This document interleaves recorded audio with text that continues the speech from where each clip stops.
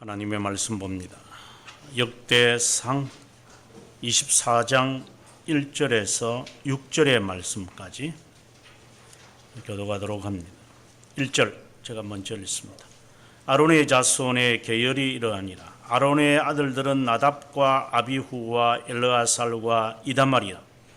나답과 아비후가 그들의 아버지보다 먼저 죽고 그들에게 아들이 없으므로 엘르아살과 이다말이 제사장의 직분을 행하였더라. 다윗이 엘르아살의 자손 사독과 이다말의 자손 아히멜렉과 더불어 그들을 나누어 각각 그 섬기는 직무를 맡겼는데 엘르아살의 자손 중에 우두머리가 이다말의 자손보다 많음으로 나눈 것이 이러하니 엘르아살 자손의 우두머리가 16명이요 이다말 자손은 그 조상의 가문에 따라 8명이라. 이에 제비 뽑아 피차에 차등이 없이 나누었으니 이는 성전의 일을 다스리는 자와 하나님의 일을 다스리는 자가 엘르아살의 자손 중에도 있고 이다말의 자손 중에도 있음이라.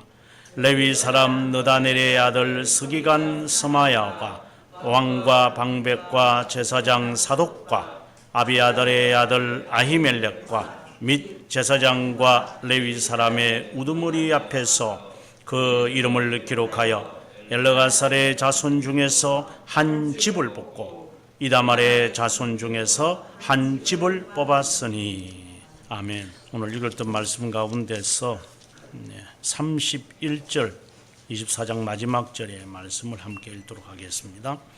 이 여러 사람도 다윗 왕과 사독과 아히멜렉과 제사장과 레위 우두머리 앞에서 그들의 형제 아론 자손처럼 제비 뽑혔으니 장자의 가문과 막내 동생의 가문이 다름이 없더라. 아멘.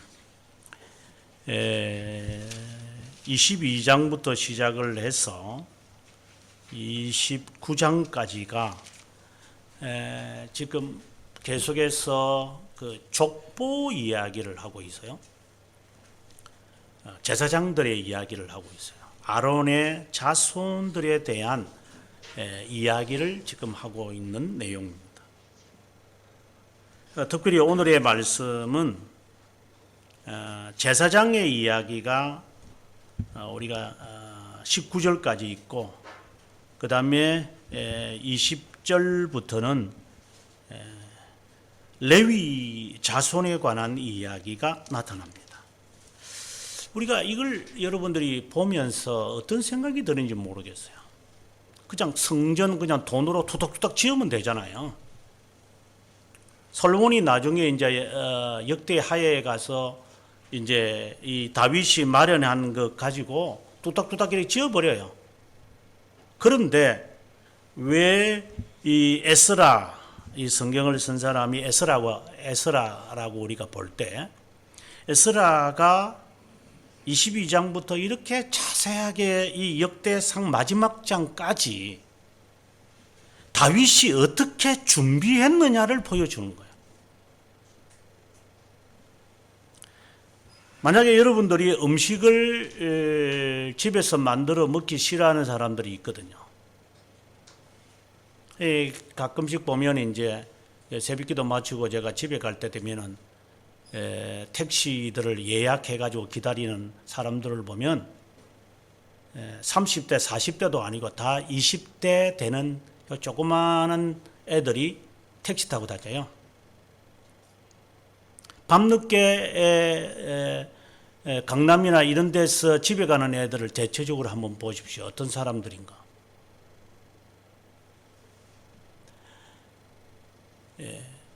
손수하려고 하는 것이 아니라 아주 그냥 쉽게 하려고 하는 거예요.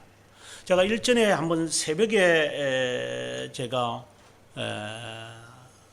부산을 가야 할 일이 있어서 이제 첫 KTX를 타야 되겠다고 했는데 전철이 없더라고요. 그래서 이제 여기서 석계역까지 이제 1호선을 타기 위해서는 가고 이렇게 계산을 해보니까 차라리 택시 타고 가는 게 낫겠다. 예, 이런 생각을 이제 했던 적이 있었어요. 그러다가 에이, 그 택시비 그걸 새벽에 이제 가면 한 2만 몇천 원. 그걸 빼서 내가 비행기 타고 가지 내가. 모르고 내가 이 KTX를 타고 가나. 거기서 돈만 조금만 더 보태면은 부산 가는 비행기 타는데. 이런 생각을 해서 이제 아침에 이제 KTX를 타려고 이제 버스를 기다리려고 여기 갔어요. 그러니까 한 4시 몇 분 되니까 이제 이 버스가 이렇게 다니는 것 같아요. 뭐 시간이 오래 걸렸죠. 한 뭐 10몇 분 이렇게 걸려서 이제 버스를 타고 석계를 갔다가 석계역에서 다시 이제 1호선 타고 간 적이 있었습니다. 아마 어떤 사람들은 생각했죠. 아이 그냥 그 택시 타고 가라고 그냥 바쁘게. 그런 생각을 하는 사람도 아마 있겠죠. 다윗이 지금 성전을 짓지는 못해요. 하나님이 짓지 말라고 했기 때문에. 그래서 아들을 위해서 그런 성전을 짓는 준비 과정을 지금 하고 있는 거예요. 왜 이렇게 길게 할까요? 그냥 10호유 가가지고 그냥 할인권 받아가지고 사 먹으면 될 텐데 왜 그렇게 길게 준비를 할까요? 다윗이 물품만 준비하는 게 아니라 사람까지 다 하나하나 임명을 다 합니다. 특별히 22장의 2절을 보면 다윗이 명령하여 이스라엘 땅에 거류하는 이방 사람들을 모으고 석수를 시켜서 성전을 건축할 돌을 다듬게 했다. 이방인들을 모아가지고 앞으로 성전을 지을 것을 위해서 돌들을 하나씩 하나씩 다듬거라고 합니다. 이때 나이가 이제 5절에 보면은 솔로몬은 나이가 어리다. 내 아들 솔로몬이 나이가 어리다라고 22장 5절에 되어 있는데 그때 솔로몬의 나이가 20살입니다. 아주 나이가 어린 나이에 이제 왕이 되어 가지고 이제 20살에 이르렀을 때에 그 아들을 위해서 그가 이렇게 준비해 갑니다. 그리고 6절에 가서 솔로몬을 부릅니다. 이스라엘 하나님이 여호와를 위하여 성전을 지어야 한다. 이렇게 이야기를 합니다. 7절에 가서는 내 아들아 나는 내 하나님 여호와의 이름을 위하여 건축할 마음이 있었다. 상당히 6절에서는 이스라엘 하나님 여호와를 위하여 성전을 지어라. 나는 내 하나님 여호와의 이름을 위하여 건축할 마음은 있었으나 하나님이 내가 피를 많이 흘렸기 때문에 이제 8절에 그 말을 합니다. 그래서 다윗이 생각하는 겁니다. 내가 너무나도 바쁘게 지냈기 때문에 성전을 짓지 말라고 한 것이다. 그래서 우리가 지난주에 봤습니다마는 나단 선지자가 와서 당신이 하나님을 위하여 짓는 것이 아니라 하나님이 당신을 위해서 짓습니다. 라고 하는 먼 미래의 이야기를 지금 하고 있는 거예요. 그래서 그는 하나님 앞에 성전에 가서 앉아서 기도하는 겁니다. 나 같은 자에게 먼 장래까지의 이야기를 말씀하셨습니까? 그렇다면 내가 이 세상을 떠나가기 전에 내 자녀를 위하여 내가 이 사람들만이 아니라 물질만이 아니라 모든 계획까지 철저하게 세워져 가야 되겠다. 이제 이런 마음을 그가 갖는 거예요. 그래서 저는 이걸 보면서 초두에 제가 말씀드렸지만 참 준비 없는 삶이 얼마나 많은가. 제가 가끔씩 이제 교회에 초청을 받아서 가면 제가 그 뭐 싫어하는 것은 아니지만 보통 이제 몇 주 전에 연락이 와서 부탁하는 교회들이 있어요. 그래서 참 미안합니다. 교수님 혹시 시간이 되시는지 이렇게 물어봐요. 예, 이렇게 시간이 있으니까 예라고 대답을 합니다만은 한 번은 제 은사였던 이제 미국의 우드브리지라고 하는 교수님이 있습니다. 이제 미국에서는 가장 이제 최고의 교수죠. 그 교수를 초청하려고 저희 학교에서 이제 1년 전이죠. 1년 전에. 그러니까 내년에 할 것을 미리 지금 연락하는데도 그 교수님이 하는 말이 아유, 미안하네. 좀 가기가 어렵네. 아니, 1년 후에, 1년 전에 지금 예약을 하는 것도 힘들대요. 그래서 제가 작년에 제가 우드브리지를 만나서 미국 가서 그때 우리가 초청하는데 뭐 1년 전인데 왜 어렵습니까? 하니까 이미 계획들이 다 되어 있어. 여러분 이해가 되세요? 제가 살았던 미국 사람들은 최소한 1년 전부터 계획들을 세워서 진행해 갑니다. 우리처럼 덤벙대지 않습니다. 하나씩 접어갑니다.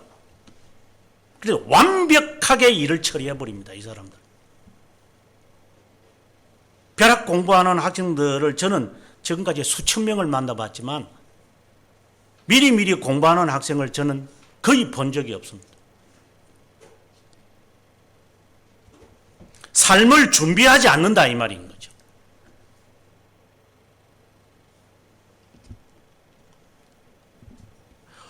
내가 어떤 일을 하기 전에 어떠한 준비를 내가 해가면서 하나씩 이렇게 차곡차곡 만들어져서 거기에 이를 것이냐에 대한 계획이 없다 이 말입니다.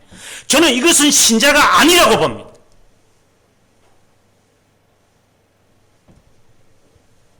다윗이 1차적으로 우리에게 보여주는 것은 바로 그겁니다.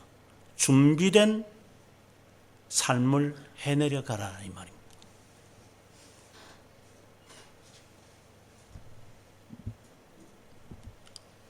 교회 건축하는 거 그냥 돈 가지고 하면 되잖아요. 돈. 네. 뭐 사람 간추력을 해가지고 여차해서 하면 되죠. 세상 일은 그렇게 할 수 있는지 모르겠어요. 제가 그 싱가포르를 한번 갔을 때에 오래전이죠. 22년 전에 이제 싱가포르를 하도 깨끗하다고 하니까 이제 싱가포르를 가서 그 애들하고 이런저런 이야기를 대화를 하는데 내가 한국에서 왔다니까 굉장히 존경하는 눈빛을 바라보면서 그래 한국은 그렇게 좋은 나라라면서 그래서 제가 볼 때는 좋은 거 하나도 없는 것 같은데 근데 그들은 좋게 보던 것 같아요. 그래서 내가 한국이 왜 좋느냐고 말하느냐 하니까 일을 갖다가 빨리 한다는 거예요. 그래서 저희 나라의 싱가포르에 있는 공항 그 짓는데 많은 나라들이 이렇게 공채하기 위해서 이렇게 돈을 냈는데 한국 사람들은 몇 개월 만에 짓는다고 이야기를 했대요. 그래서 한국 사람이 맡아가지고 그걸 몇 개월 만에 지었대요. 그 공항을.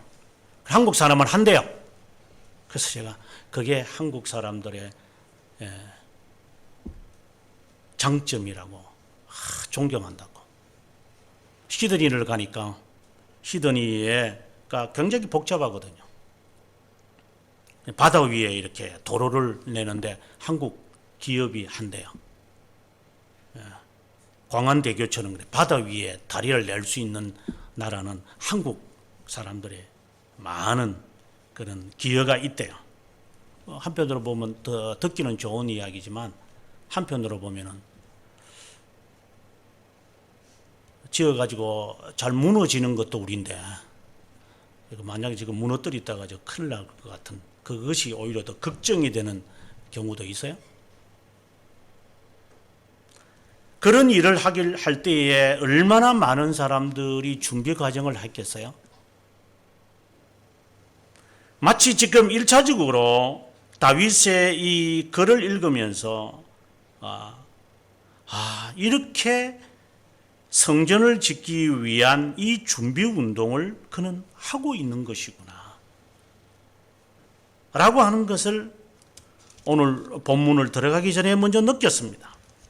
그 다음에 이제 오늘 본문에 이르러서 그는 이제 이 일을 감당할 사람들을 그가 이제 임명을 과거에는 했는데 오늘 본문에 나오는 이 인물들은 다윗이 임명한 사람이 아니라 앞으로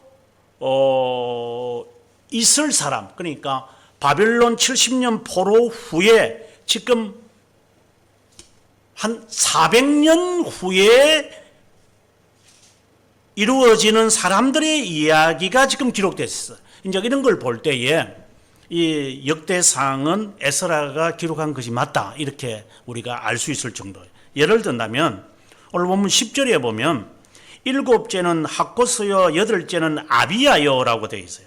여기서 아비야라는 사람은 누구냐면 누가복음 1장 5절에 보게 되어지면 세례요한의 조상이에요.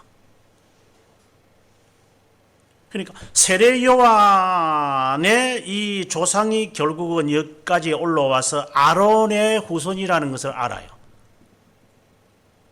그러니까 이 성경이 기록되어진 것은 그 후 바벨론 후에 기록된 것이 사실인 거죠. 다윗이 임명한 것은 아니에요.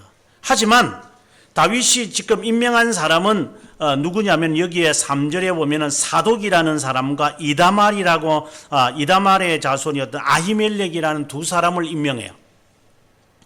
그리고 나중에 이제 여러분들이 그 역대하 29장 25절 성경교 굉장히 마지막이죠.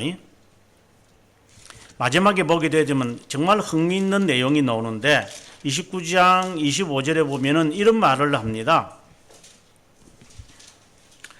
왕이 레위 사람들을 여호와의 전에 두어서 다윗과 왕의 선견자 갓과 선지자 나단이 명령한 대로 재금과 비파와 수금을 잡게 하니 이는 여호와께서 그의 선지자들로 이렇게 명령하였음이라.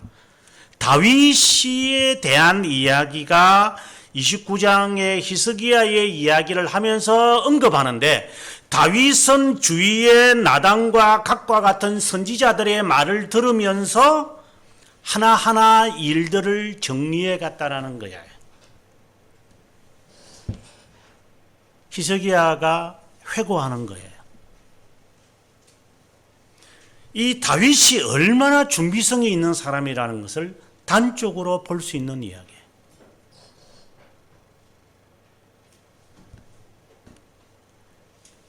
오늘 본문에는 이제 다윗이 임명한 사람은 아니지만 다윗이 이미 일어났다는 구조를 여기 보면 24이라고 되어 있거든요. 24 지도자가 되는 사람들을 포지션들을 먼저 만들어 놔요. 앞으로 이 이스라엘 나라가 후에도 이렇게 될 모든 계획들을 다 세워 놔요. 정말 준비 있는 사람이죠. 그냥 뭉텅그렇게 이렇게 해가지고 일을 하는 사람이 아니라 앞으로 수백 년 후에 이루어질 이러한 것까지 포지션들을 우리처럼 뭐 국가 뭐 정당 이름을 갖다가 대표자만 바뀌면 다 바꿔버리잖아요. 나중에 이름도 기억 못 하겠어요. 제가 기억하는 것은 공화당을 기억하는데 공화당하고 민주당 지금 이름들이 다 바뀌어져 가지고 뭐 앞에다가 붙였다가 뒤에다가 붙였다가 중간에 붙였다가 뭐 국민의 힘이 되었다가 국민 정당이 되었다가 국민의 당이 되었다가 뭐 하여튼 별합 국민의 회의가 되었다가 뭐 이렇게 잔나비처럼 이렇게 요동하는 자들 매년마다 국가 학력고사 시험 치는 제도를 바꾸는 나라 잔나비처럼 정말 저도 교육계에서 활동을 하고 가르쳐 본 사람으로서 교수 회의를 하면 정말 싫은 게 교수 회의 때마다 바꾸는 정책이 나와요. 이 현실을 보면서 우리의 신앙도 요 모양이지 않을까 하는 염려가 된다 이 말입니다. 계획성이 있을까? 확 바꿔버리는 거예요.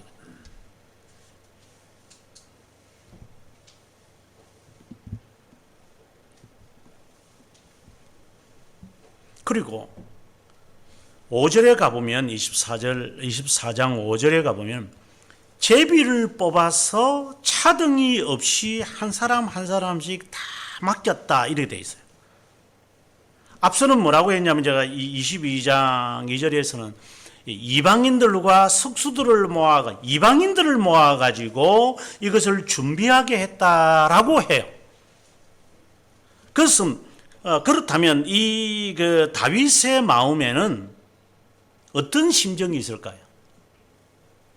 이방인들을 모아가지고 숙수들을 모아서 이 돌을 왜냐면은 이스라엘 사람들은 돌을 다듬는 이런 사람들이 아직 없었는지 모르지만 그가 자기 이 나라에 살고 있는 이방인들을 통하여서 준비하게끔 하는 이 준비성, 그리고 차등 없이 이방인들이든 어디든 누구든지 간에 이 차등 없이 일을 맡기고자 했던, 그래서 오늘 제가 31절을 읽었던 이유는 다윗 왕과 사독과 아히멜렉과 제사장과 레위 우두머리 앞에서 제비를 뽑아가지고 장자의 가뭄과 막내 동생의 가뭄이 다름이 없도록,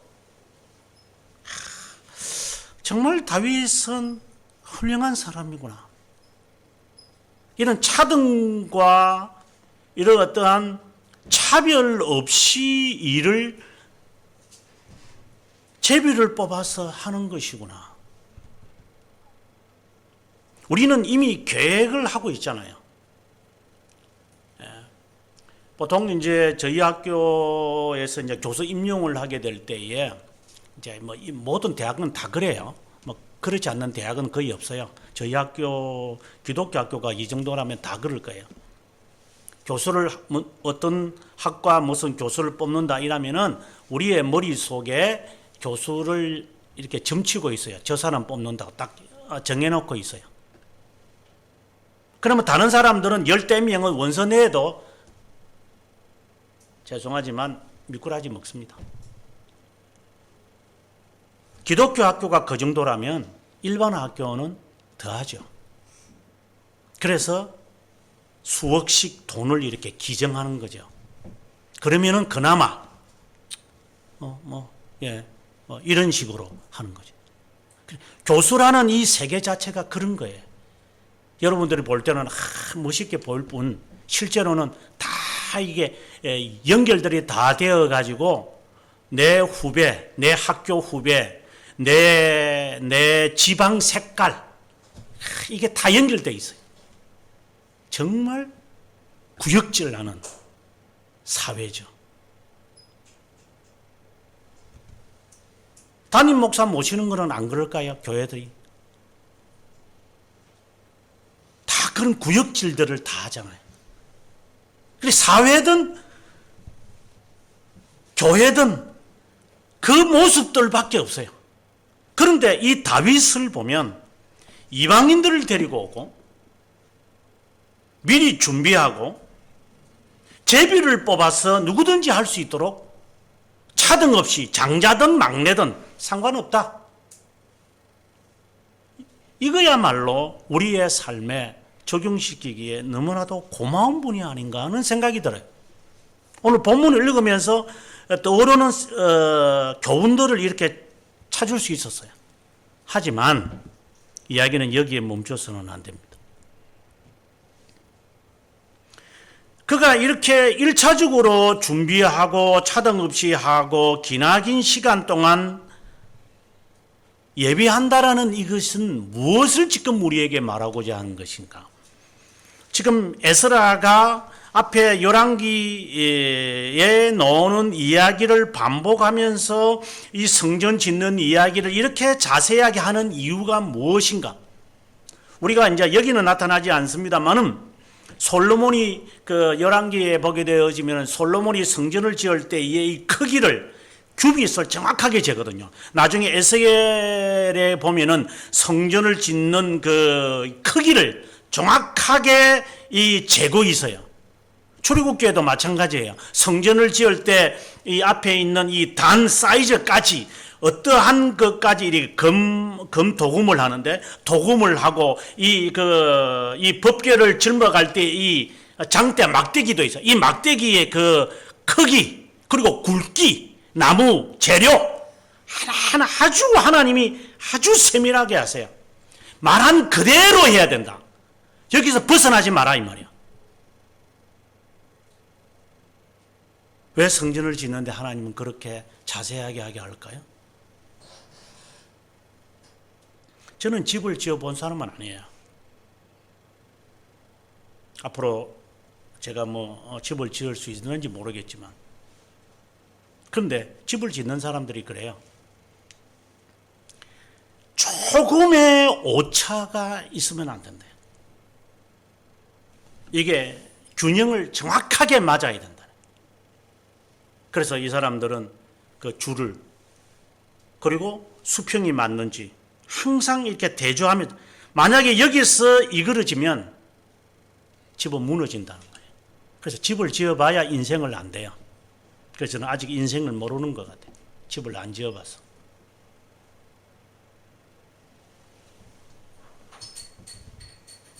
조금의 오차도 있으면 안 됩니다.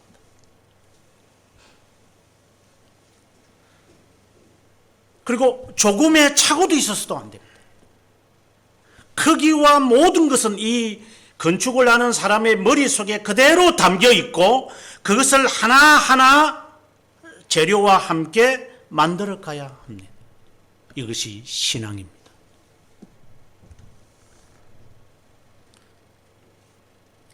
부패성의 특징이 두 가지라고 했어요. 칼빈 선생이. 하나는 게으른 것이고 또 하나는 성급한 거라고 그랬어요. 게으른 사람이나 성급한 것은 성격이 같아요. 예를 들어서 오늘 주일이다 이러면은 밤늦게까지 일하고 나면 토요일날 주일날 예배 못 드려요. 잠이 오니까. 그러면은 차라리 밤 9시나 밤 8시나 돼서 잠을 자야 돼요. 왜? 주일날 눈이 파랗다 해가지고 예배를 드려야 되니까. 그렇게 준비를 하지 않는 사람들 무슨 일을 하겠어요?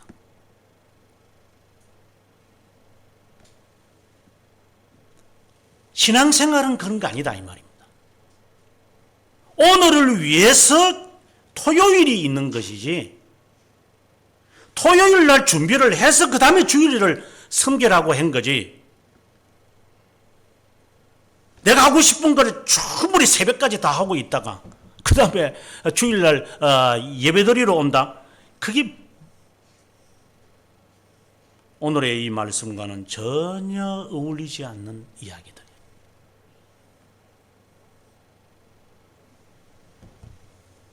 신앙생활은 모든 것을 이 머릿속에 계획을 한 설계자와 건축가처럼 내가 저까지 갈 수 있는가, 1만을 가지고 2만을 칠 수 있는가, 정확한 계획과 그리고 사항들을 알고 하나하나 접근해 가야 된다 이 말입니다.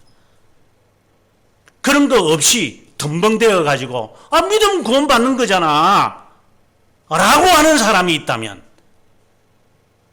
그것은 신앙생활을 안 하는 것을 말하는 거예요.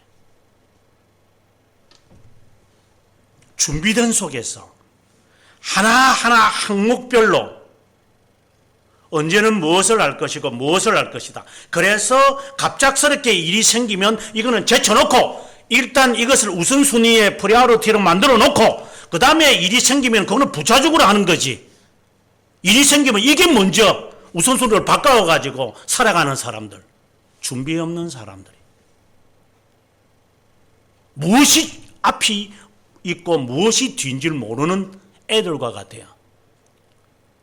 지금은 이제 꼬마 하윤이가 왼쪽 오른쪽을 잘 신으면요, 불과 작년만 하더라도 왼쪽 신어야 할 신발을 오른쪽에 신고, 그래서 내가 바꾸라 그래도 그냥 신어요. 왼쪽 오른쪽도 몰라요. 자라가면서 아는 거죠. 뭐가 순서입니까? 우리의 신앙생활에서 뭐가 우선순위입니까? 어린아이와 같은 거예요. 순서가 없어요. 그래서 계획을 세우면서 하나하나 신앙생활을 해내려 가야 되는데, 그 계획이라는 게 내가 세운 계획이 아니죠. 하나님의 말씀에서 우리들에게 전해준 계획들을 따라가야만 하는데, 오늘 제가 오늘의 말씀에서 이야기를 하기를, 에베소서 4장 13절의 말씀에 보면, 우리가 다 하나님의 아들을 믿는 것과 아는 일에 하나가 되라. 그리고 그리스도의 장성한 분량이 충만하는 데까지 이르러야 한다라고 말을 해요. 아는 것과 그리고 믿는 것이 하나가 되어져 가서 이것이 그리스도에게까지 자라가도록 해야 한다. 이것은 신앙생활에서 우리에게 하는 교과서예요. 그러니까 아는 것하고 믿는 것하고 전혀 다른 거죠. 믿는 것은 심정에 있는 것이고, 아는 것은 우리의 지성에 있는 것인데, 이 지성과 우리가 심정에 있는 이것이 하나가 되어져서, 그리고 그리스도에게까지, 이것을 하나로 만드신 분이 그리스도이니까 그리스도에게까지 자라가야 한다. 그 다음에 에베소서 2장 22절에는 뭐라고 되어 있냐면, 오늘 본문에 제가 제목을 이 말씀에서 끄집어낸 건데, 성령 안에서 하나님이 거하실 처소가 되기 위해 그리스도 예수 안에서 함께 지어져 가야 한다. 지어져 가야 한다. 집을 짓는 것처럼 신앙은 지어져 가는 거다. 처음에는 이게 어디에 서 있을지를 모르지만 그냥 막 무턱대고 그냥 앞에서 인도하는 대로 따라가겠지만, 하나하나 이것은 어디에, 저것은 어디에, 하나하나의 포지션들을 정확하게 파악을 해서 해야만 한다. 보통 우리가 그러거든요. 지금 이 책을 읽었다고 해서 나한테 도움이 되겠어요? 이렇게 하는 사람들이 있어요. 오늘 아침에 제가 공부하면서 그 말을 했는데, 20대 초반에 읽었던 수백 권의 책들을 제가 기억을 하는데, 제가 무슨 책을 읽었는지도 모를 정도로 책을 읽었어요. 근데 이 책들이 나중에 제가 책을 쓰게 될 때에 마치 영감으로 떠올라요. 나는 무턱대고 읽었고 무턱대고 밑줄을 그었다고 생각을 하는데, 이것을 마침 내가 필요할 때는 이것이 기억이 나는다는 사실을 저는 책을 쓰면서 많이 느껴요. 예수님께서 제자들에게 하는 말씀이, 진리의 영이 오시면 내가 너희에게 했던 말을 기억나게 하리라, 이렇게 말을 해요. 지금은 너희가 무슨 뜻인지 모를 거다. 하지만 성령이 오시면 기억나게 하실 것이다. 왜 우리가 배웁니까? 하나님의 말씀을 배우려고 합니까? 성령이 우리에게 기억나게 하실 것이기 때문에, 이때는 이 말씀이 내 삶에 이렇게 적용이 되어지고 저때는 저것이 저렇게 적용되어지 하기 때문에 우리가 이 말씀들을 먹는 거예요. 저는 어릴 때에 홍삼이나 저희 집이 가난해서 이제 그러는 것 같은데, 본래는 집이 가난하지는 않았어요. 저희 아버님이 이제 사업이 망하고 난 다음에 이제 제가 어려움을 겪은 기억이 나는데, 근데 그래서 제가 무슨 홍삼이나 인삼을 먹어본 적은 없어요. 하지만 태생적으로 제가 부모님에게서부터 건강 체질을 받았다고 감사하는 마음인데, 제가 40대 때 한국에 오니까 저희 모친이 저에게 홍삼을 주면 홍삼을 계속 제공해요. 나 목사 지금 먹어야 된다. 나중에 허하면은 에너지를 못 쏟는다. 저는 그 말을 고지 안 들었어요. 내가 지금 서너 시간 잠을 자도 벌떡벌떡 일어나는 나한테 무슨 홍삼이 나한테 어머님, 그러지 뭐 어머니나 쓰시고요. 그 용돈은 어머니 쓰시고 그런데 허비하지 마세요. 그런데 계속 주는 거야 이게. 그러니까 어쩔 수 없이 이제 먹게 되어졌습니다만은 왜 사람들이 건강식품을 먹는가를 이제야 와서 이해가 돼요. 나중을 위한 것이구나. 하나하나 그것을 먹었을 때에 나중에 이것이 에너지를 발휘하는구나. 하나님의 이 말씀을 성령께서 필요할 때에 기억나게 하시는구나. 그러면 어떤 것들을 우리가 말씀을 통하여 깨달아야만 할까요? 보통 사람들이 이제 그 개혁교회를 하다 보면 구원의 서정에 대해서 이야기를 많이 해요. 구원의 서정이 있대요. 저는 별로 좋아하지 않는 단어인데 그 서정이라는 게 영어로 말하면 오더예요. 오더, 순서. 구원의 순서가 있대요. 그러면서 첫 번째 하나님의 예정 있대요. 그 다음에 두 번째 하나님의 부르심, 부르심이. 그 다음에 세 번째 하나님이 우리에게 허락하시는 칭의가 있고, 그 다음에 회개가 있고, 그 다음에 성화가 있고, 마지막에 그 성도의 견인이 있다. 이렇게 말을 해요. 이렇게 쭉 이야기를. 제가 왜 이러한 문구를 제가 좋아하지 않느냐면, 그거는 순서일 수가 없어요. 그러나 그 항목이라는 단어는 저는 매우 중요하다고 봐요. 예정, 부르심, 칭의, 회개, 그리고 성화, 그리고 견인. 이 단어들은 매우 중요한 요소들이에요. 마치 비타민처럼. 비타민 A, B, C가 있는 것처럼. 그리고 우리에게는 단백질이 있어야 되고, 우리에게는 무엇이 있어야 되고 하는 그런 몸의 요소에 필요한 영양분처럼 이런 것은 다 영양분이에요. 어떤 사람들은 영양을 위해서 여러 그릇에 한꺼번에 다 집어넣어 가지고 이렇게 꿀떡꿀떡 마십니다만은 실제로는 그렇게 할 필요는 없죠. 필요한 것을 이렇게 우리들에게 채워져야 되는데 이것은 마치 영양분과 같은 거예요.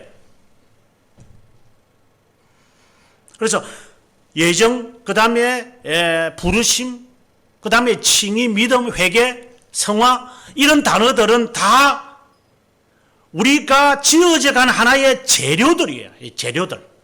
그 개념을 정확하게 알고 있어야 돼요.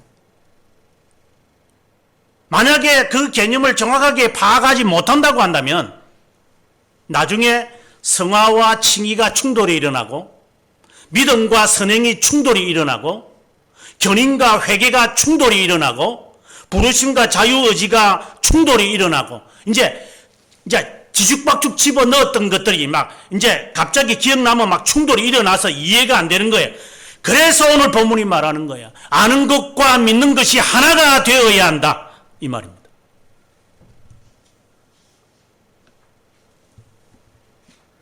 다윗이 우리에게 지금 마치 경고하는 것은 하나님이 우리들에게 성전을 지어갈 때의 규격과 사이즈와 규격과 그리고 크기와 그리고 재료까지도 그리고 누가 해야만 하고 사람까지도 지정하시면서 그리고 이것을 옮겨갈 때는 어떻게 옮겨가야 되는지 소달구제 덜렁덜렁 해가지고 가는 것도 아니고 반드시 제사장이 어깨에 메어 가야만 하고 그리고 찬송을 부르는 자도 레위 지파가 불러야 되고 아무나 찬양대를 앉아가지고 깨꼬리 노래 부를 줄 안다고 지가 찬송하고 싶다고 그런 젊은 애들 모아놓고 찬양대 앉히는 게 그게 레위 지파인 줄 알고 아니야. 교회 조금 오래 다녔다고 해서 직분 받는 거나 다를 바가 뭐 있겠어요? 아무렇게나 하잖아요, 지금은요. 신앙생활도 아무렇게 하고, 준비도 없이 공부하고, 그 학생들한테 이렇게 물어보면서, 지금 20대 애들이니까 질문을 던져보면 미래가 없어요, 애들이요. 미래가 있는 애는 100명 가운데 1명도 찾기 어려울 거예요. 그냥 가는 거예요, 그냥. 졸업하고 난 다음에 계획성도 없어요. 그러다가,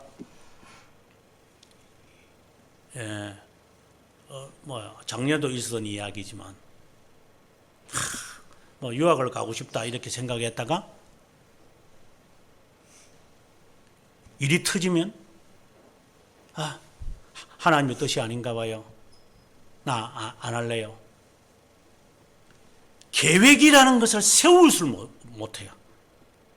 환경이 바뀌든지 간에, 상황이 바뀌든지 간에 나는 그 일을 하겠다라고 하는 이러한 계획 자체고, 계획 자체가 아무런 의미가 없는 거예요.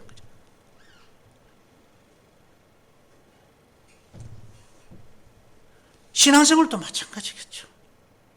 미래도 없고, 현재성도 없고, 계획도 없고, 실천도 없고, 준비도 없고, 도대체 뭘 하겠다는 건지 모르겠어요.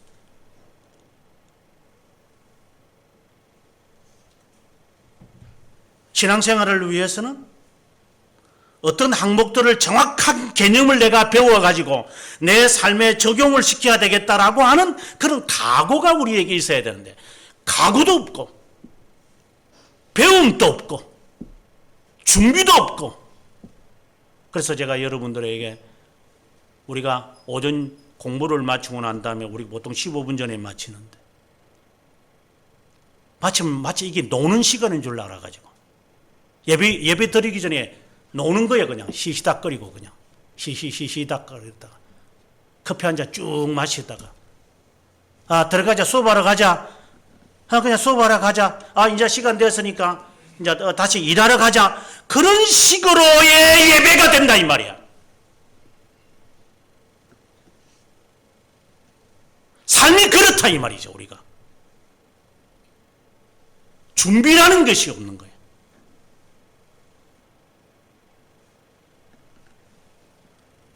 놀라고 15분을 주는 게 아니죠. 50분 수업을 하고 10분을 쉬는데, 학교에서도, 직장에서도 하다가 브레이크 타임을 하잖아요. 공부를 하다가도 브레이크가 있어야 돼요. 저도 하루에 공부하면서 시간을 저건차 컨트롤 하면서 1시간 공부를 하면 그 다음에 한 10분을 쉬고 그냥 할 일 없이 그냥 거실에 이렇게 나왔다가 들러갔다 이래 해요. 그렇게 하면서 해야 되는, 사람이 그렇게 해야 되는 거예요. 근데 그걸 노는 시간이라고 말하면 돼요?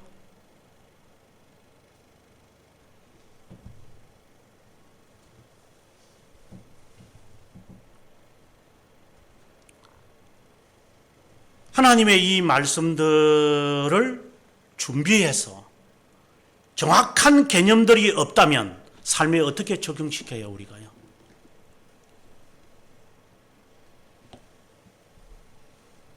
공부하면서 제가 여러분들에게 말했지만, 성화가 무엇입니까? 최근에 제가 교리문답서를 번역하면서 성화라는 단어를 빼고 거룩함이라는 단어로 바꾸고 있어요. 성화라는 것을 마치 단계로 취급하는 사람들, 자라가라고 한다니까 이렇게 하나하나 1단계, 2단계, 3단계 이렇게 해서 1학년, 2학년, 3학년, 1학년이 5학년보다 더 못한 것으로 생각을 하는 것처럼 이렇게 신앙생활이 이렇게 단계, 계단으로 올라간다고 생각이 들어요. 이 세상에 어디에서 그런 계단이라는 게 있어요? 1학년이 5학년보다 실력이 없다는 말이 그게 말이 되나요, 그게요? 어디서 그것이 통해요? 제가 미국에서 공부하게 될 때에 석사 공부를 하는 사람이나, 석사는 이제 목회학, 석사는 공부하는 학생이나, THM을 공부하는 학생이나, 박사를 공부하는 학생이나, MA를 하는 학생이 같이 공부를 해서, 그래서 제가 교수에게 좀 따졌죠. 제가 한국 사고가 있었으니까. 아니, 내가 지금 이게 이제 이 MDiv 하는 애들하고 같이 공부하겠느냐고 하니까, 저보고 물어보는 것 같아요. 그 교수가.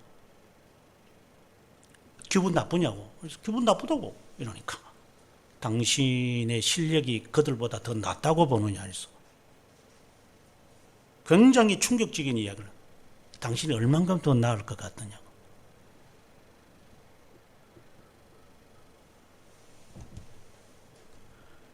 어느 사회에서 1단계, 2단계, 3단계, 4단계 가서 위에 있는 애가 밑에보다 낫다는 것은 계급 사회 외에는, 군 외에는 어디서 계급이 있어요?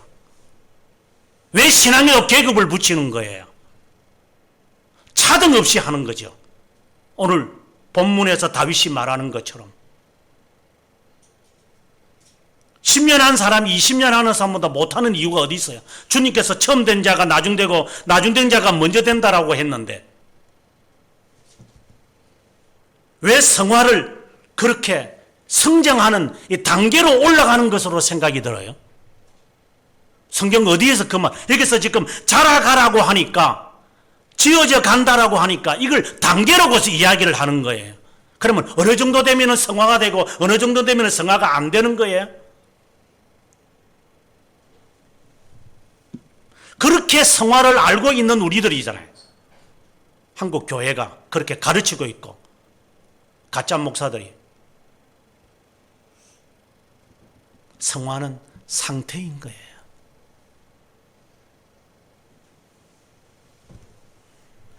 성화라고 하는 것이 이미 하나님께서 선언하시는 거예요. 너는 거룩한 백성이다. 이미 선언이 되어지신 거고, 그리고 우리는 그 성화된 거룩함의 백성으로서, 거룩한 백성으로서 이제 그리스도 안에서 지어져 간다. 성화되어 가는 것은 감리교나 성결교들이 우리들에게, 웨슬리안들이 우리들한테 세뇌시킨 것들이잖아.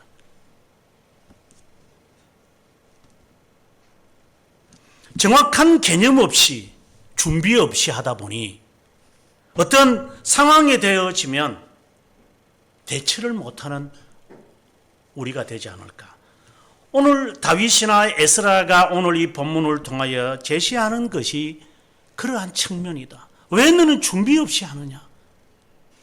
그러다 갑자기 일이 생기면 당황되어 가지고 손을 부들부들 떨면서, 자동차 사고 나는데 왜 남편한테 전화 걸어요?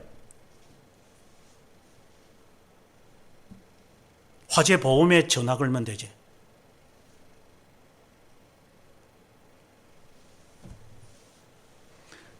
내 상황 속에서 어떤 문제가 발생하면은 이것을 어떻게 처리해야 되느냐에 대한 해결점들을 알아서 거기에서 차근차근하게 해결해 가야 되는데, 우리의 신앙이 그렇느냐 이 말이에요.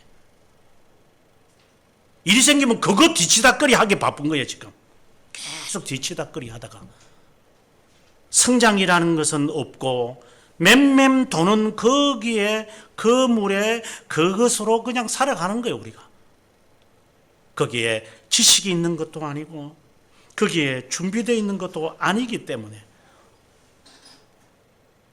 그 다음에 베드로후서 3장 18절을 보게 되어지면, 오직 우리 주 곧 구주 예수 그리스도의 은혜와 그를 아는 지식에서 자라가라. 지식에서 자라가라. 그분을 아는 지식에서 자라가라. 그분의 은혜와 함께 자라가라. 여기서 자라간다라는 것은 앞서 말씀드린 대로 아는 것만을 말하는 게 아니라 믿는 것도 같이 포함되어 있는 거예요. 믿는 것과 아는 일이 하나가 되어져서 가야 된다. 언젠가도 그 말 한번 했지만, 우리가 이제 보통 공부하는 사람들이 받는 학위가 마스터 디그리라 그래. 보통 이제 학생들이 4년을 졸업하면 바첼러라 그래요. 바첼러는 이제 총각이라는 뜻이잖아요. 그래서 학사 학위를 받는다는 것은 이제 총각의 띠를 벗는다 이 말이거든요. 뭐 이제 그 본래 말이 그런 뜻이에요. 그래 이제 성숙한 사람이 되어졌다. 쉽게 말하면 성인이 되어졌다. 학문에 있어서 이제 성인이 되어졌다. 이제 그 말을 지금 하는 거잖아요. 그게 바첼러라고 그래요. 학사라고 그래요. 그 다음에 지나고 나면 마스터라는 것이 있어요.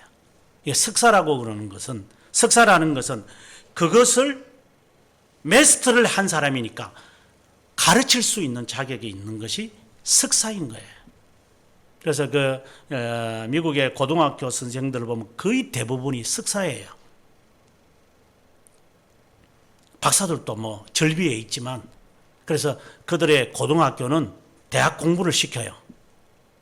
그래서 고등학교 시기에 이미 대학 공부들을, 학점들을 미리 따요. 그래서 어떤 애들은 대학을 들어가기 전에 벌써 1학년, 2학년 공부를 다 해버린 그런 애들이 머리가 좋은 애들이죠. 4년 공부하는 애들이 아니라 미리 3년 만, 그들은 4년 만에 졸업하는 것이 아니라 2년 만에도 졸업할 수 있어요. 이미 고등학교에 가면은 벌써 이 애들이 벌써 확연히 달라지니까. 우리하고는 성격이 많이 다르죠. 그러다 보니까 이 선생들이 대학 교수의 실력들이 있어야 돼요. 그래서 거의 다죠. 석사예요. 그리고 박사들도 상당수가 있는 거예요. 그 사람들이 고등학생들을 가르치니까 대학 교수나 다를 바가 없다 이 말입니다. 그래서 석사라고 하는 것은 가르치는 자격이 있는 사람이에요. 박사는 뭐죠? 글을 쓸 수 있는 사람이다. 그래서 박사가 되고 나면 이제 글을 쓰겠죠. 그러니까 석사라고 하는 것은 모든 것을 다 섭렵한 사람이니까 이제 가르칠 만한 자격이 있는 사람인데 얼만큼 자라가야 돼요?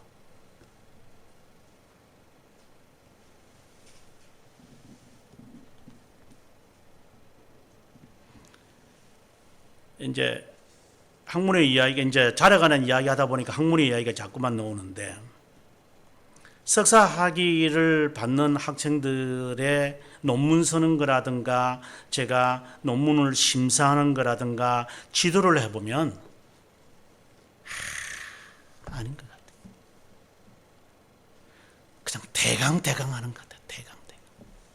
예를 들어서 박사 학위를 받으려면요, 대개 이제 목사님들이, 우리는 이제 신학 박사니까 목사님들이 이제 심사하기 전에 교수님들 제가 식사 대접하겠습니다. 좋은 데 데리고 가서 좋은 음식 우리한테 배불리 먹여요.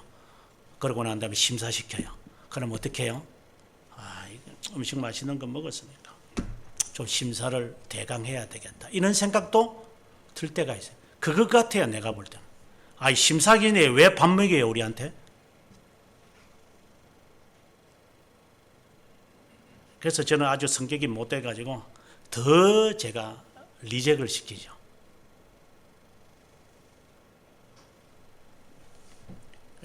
오래전의 이야기인데 그 아내가 이제 박사학위 심사를 이제 부탁을 했는데 남편이 찾아와서요.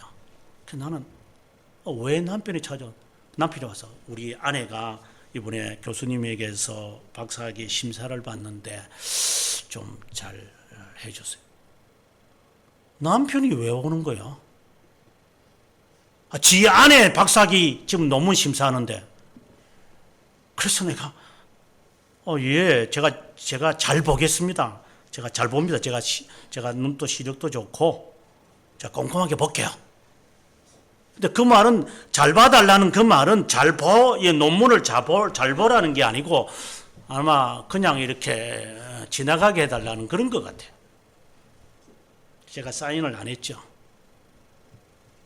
그래서 아마 저 때문에 6개월간 아마 고생을 많이 하셨죠. 그 사모님이. 저는 굉장히 충격이었어요. 그것뿐만이 아니에요.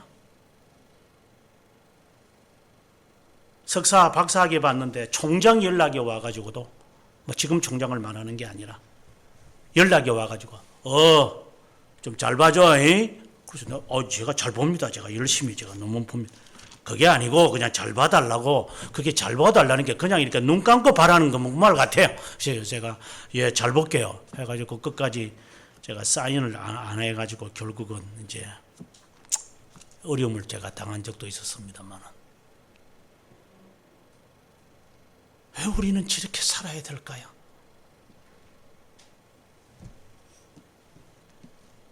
내가 박사학위를 받는데 왜 남편이 동원되어야 되는 사회가 되어야 될까요? 신앙생활을 하는데 왜 가족이 함께 이렇게 동원되어야 할까요?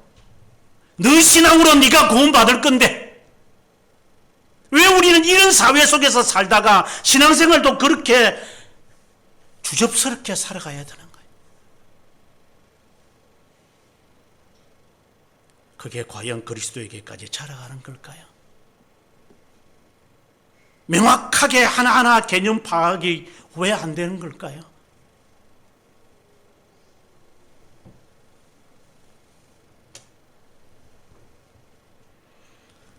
베드로전서 2장 19절에는 베드로 사도가 우리들에게 이런 말을 합니다.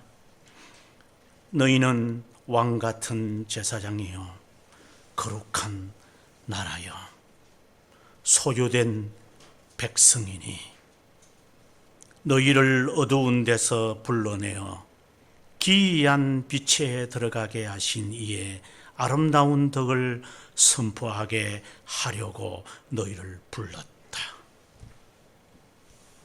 저는 이 말씀을 읽을 때마다 참 부담이 되곤 합니다.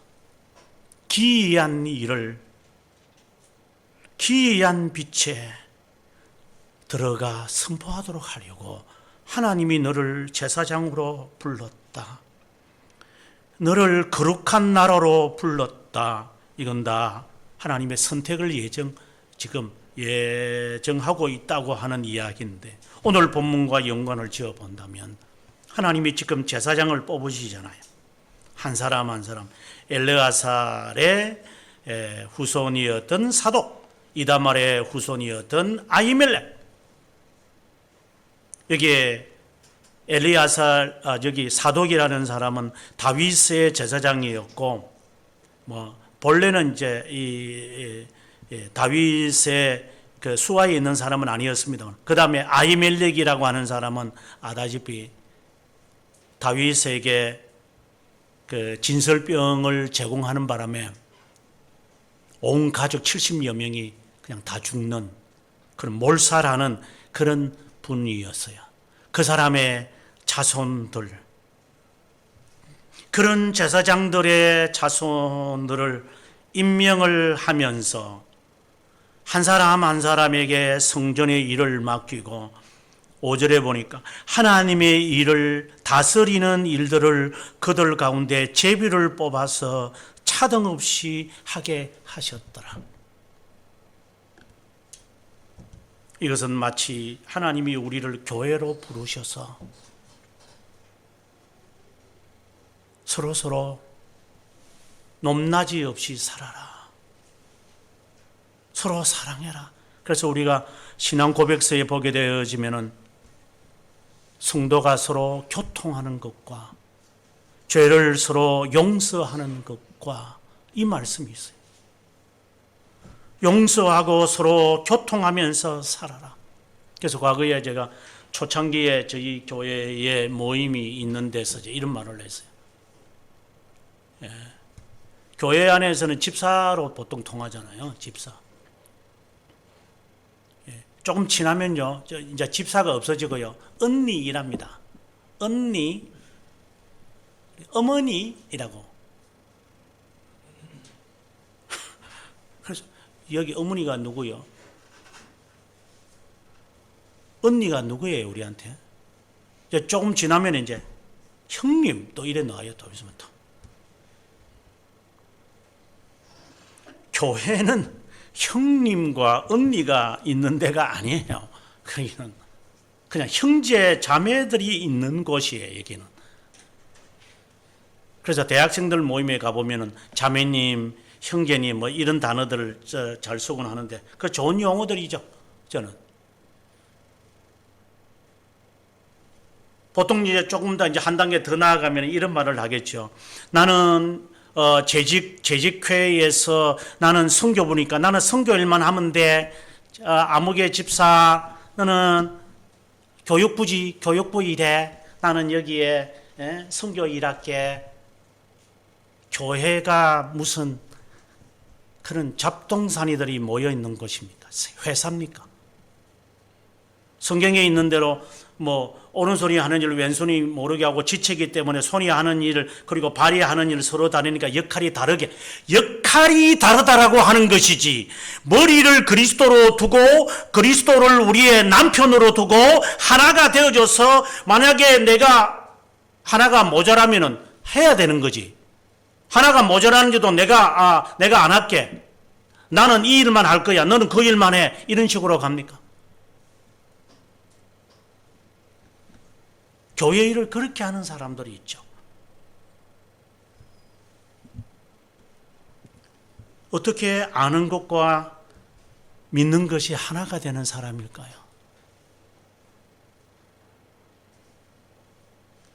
아마 이런 일도 있을 거예요. 다양한 부류들이 이렇게 교회 오늘처럼 이제 이방인이나 이런 사람들을 뽑았기 때문에 다행입니다만은 여러 계층의 사람들이 막 들어오다 보니까 이걸 컨트롤이 안 되니까 사회의 구조를 가지고 와가지고 이게 접목을 시켜야 이게 여기 교회가 돌아가거든요. 그러니까 사회 구조, 어떤 사람은 군에서 장교로 있었던 사람은 군의 조직을 갖고 와서 교회에 하는 사람들이 있고요. 어떤 사람은 공무원 하시는 목사님이 있었는데 이분은 또 공무원의 역할을 하는 것처럼 이 교회에 그 일을 하시더라고요. 제가 교회하고 공무원하고 다릅니다. 교회하고 군하고 다릅니다. 교회하고 직장하고 다릅니다.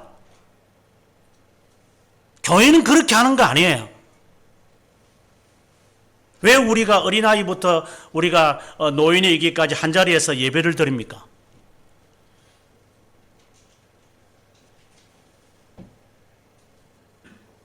교회는 그런 거 아니거든요. 밥 먹을 때 아버지 밥상 앉혀놓고 그 다음에 옆에서 그 어머니 밥상에 따로 있나요? 과거에는 그랬겠죠. 남존 여비 사상이었으니까. 그냥 이 밥상 하나에다가 앉아서 우리가 서로 밥을 먹지 않아요? 그것처럼 교회도 차등 없이 차별 없이 그렇게 일들을 역할이 다르다라는 거 하는 것이 안 하겠다는 것이 아니니까 서로가 나누어서 하는 거 아니에요.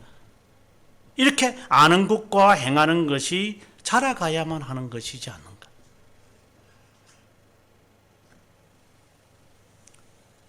더 나아가서 어떤 사람들은 그런 말을 해요. 많이 배우면요, 머리만 커가지고 가슴은 냉랭해가지고 살아가는 사람들이에요. 그러니까 많이 배우면 안 돼요. 보통 이렇게 말을 해요. 그것도 일리가 있는 것 같아요. 처음에 이제 한국에 오니까 지하철 내려서 오는데 어떤 아줌마가 찾아와가지고, 아저씨 참 멋있게 생겼다 그래서 아주머니 누구예요? 이러니까, 아저씨 참 지혜롭게 생기셨네. 아주머니 저 아세요? 이러니까, 아다마다요. 예, 제가 지혜는 있죠. 예, 그렇죠. 저는 순간적으로, 이 사람이 내 설교하는데 어디 앉아 있던 사람인가. 알고 보니까 말씀 보존에 이래가지고 말씀 배우라고 이렇게 이단이 저한테 그걸 해요. 그다음부터 이제 지하철에서 내려서 나올 때 아줌마들이 이러면 저는 충분히 지혜로우니까 괜찮아요. 이제 이런 식으로 내가 물러갔습니다만은, 그런 이상한 단체가 있어서 말씀을 배우는 것이 조심해야 한다는 것은 일리가 있는 말이에요. 하지만 말씀을 굳이 깊게 배워야 할 이유가 어디 있어요, 우리한테? 그것은 구원의 진리는 단순하지요. 아주 간단해요. 믿으면 어렵다 여김을 받고 은혜로 구원받는다. 아주 간단해요. 하지만 삶은 복잡하기에 말씀을 배워서 복잡한 사회생활 속에 이 말씀을 하나씩 하나씩 적용하려면 정확하게 개념 파악이 되어져야 돼요. 그래서 대강 배운 사람은 대강 일을 처리할 거예요. 그 사람 꼼꼼하게 일을 해결하는 사람은 그걸로 꼼꼼하게 일을 그가 알아가지고 일을 처리하는 사람일 거예요. 하나님의 말씀을 배우는 이유가 그 때문이다 이 말이에요. 꼼꼼하게 일을 처리해야 되니까. 왜? 하나님은 아주 정확하신 분이기 때문에. 뭉텅그렇게 팔아먹는 분이 아니기 때문에.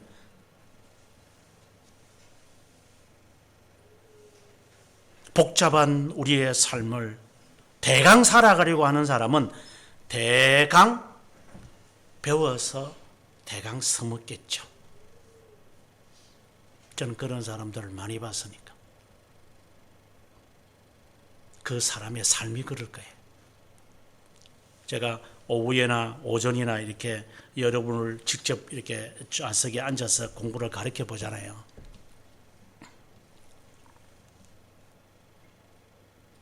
제가 수업 시간에 그 말도, 제가 오후에 수업 시간에 그 말도 했지만, 이게 제 직업이었어요. 학생들을 살피고 저 학생들을 성적을 채점하고, 저는 이게 종이를 보고 채점하지 않는다 그래서요. 저는 수업 듣는 자세를 보고 거의 채점을, 20점을 저는 채점을 하거든요.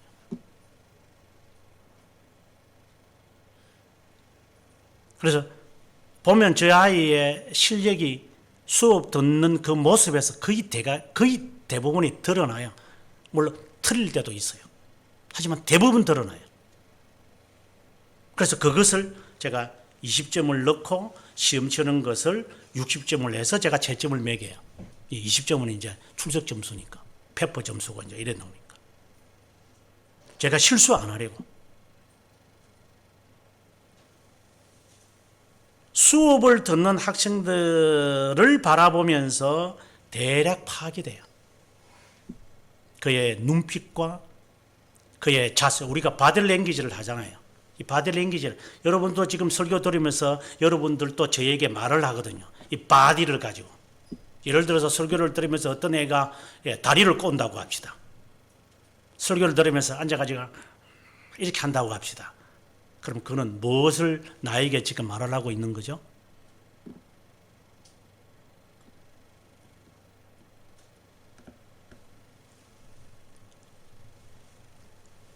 그는 말을 하지 않지만 이 몸 동작을 통해서 나에게 말을, 자기를 지금 표현해내는 거잖아요. 사람은 그거는 몸속이거든요. 자세와 몸짓이 자기를 표현해내는 거니까. 사람. 그래서 이야기를 하면 얼굴 벌개지고 눈을 이렇게 쳐다봤다가 눈에 쓱 돌리고 이렇게 하는 이유는 뭐예요? 자기가 지금 못하겠다라고 하는 것을 이야기하는 거예요. 그래, 바디로 표현해내죠.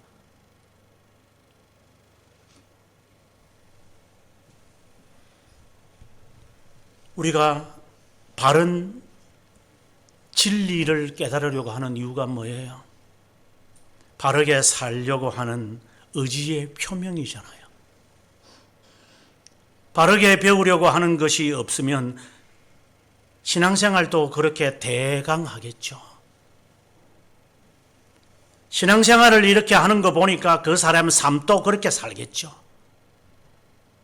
그게 바디랭귀지니까 틀린 경우도 있겠지만 대체적으로 맞아요.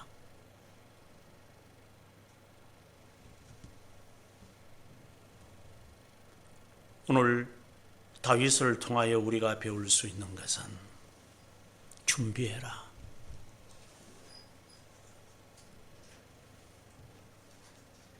언젠가 이 말도 했지만 제가 달리기를 하다가 이제 중랑교 가까이 오면은 이렇게 하수구에 이렇게 물이 지나가는 소리가 있다고 그래서 저는 그 소리를 들을 때마다 꼭 제 머릿속에서 떠올리는 문구가 있어요. 이 소리를 듣지 못할 때가 있을 거다. 그때까지 준비하라는 겁니다. 두 번째는 오늘의 말씀을 통하여 차등 없이 해라. 차별 없이 해라. 제별을 뽑아라. 그리고 선지자의 말을 들으면서 다윗이 어떻게 이것을 앞으로의 수백 년 후까지의 이 제도를 그가 만들어 가는 것인지, 우리가 하나님의 사람으로 만들어져 가는 거예요. 우리가. 그래서 주님도 우리들에게 지어져 간다고 말씀하는 거예요. 내가 성장해 가는 것이 아니라 지어져 가느니라. 수동태예요. 지어져 가야 되느니라. 하나님의 은혜로 하나하나씩 터득해 가면서 배워가면서 믿는 것과 삶과 아는 것이 하나가 되어가서 그 언젠가 그리스도를 아는 거예요. 근데 그렇지 않으면 그리스도를 모릅니다. 그리스도는 아는 것과 믿는 것의 하나이신 분이고 신성과 인성을 지니신 분이시기 때문에 그 일을 행하지 않은 사람은 그분을 모릅니다. 끝으로 우리가 하나님 나라에 갔을 때 언젠가 우리가 하나님 나라 간다는 것을 전제합시다. 전제했을 때 아마 여러분도 그런 생각을 하겠지만 저도 그런 생각을 해요. 예수님을 꼭 만나고 싶어요. 인간의 몸으로 오신 예수님 정말 보고 싶어요. 사도 요한이 하나님의 나라에 올라간 적이 있었는데 요한계시록에 보면 주님에 대해서 묘사를 뭐라고 했느냐. 24장로 가운데 한 고난당하고 불쌍한 한 사람이 있었다. 그 사람이 바로 고난당하신 어린 양 주님이었어요. 이거는 상징적인 거예요. 왜 제가 이 말을 하느냐면 우리는 주님을 모를 거예요. 주님을 몰랐기에 모르는 거죠.